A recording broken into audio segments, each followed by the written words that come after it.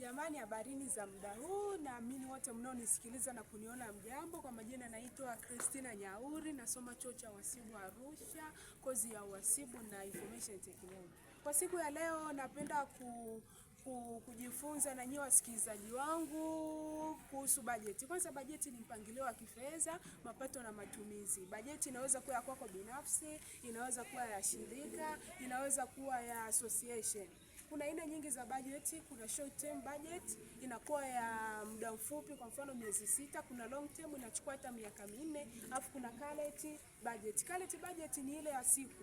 Bajeti inatufundisha nini? Mimi na wewe msikilizaji wangu, bajeti inatufundisha kuweka mapato yetu yawe vizuri. Kama sisi wanafunzi, bajeti inatusaidia kuweka pocket money zetu ambazo tunapewa na wazazi wetu, tuzitumie kwa muda bila kumharibia mzazi ratiba zake. Mungu abariki, naombeni msubscribe, kushare na kucomment. Bye.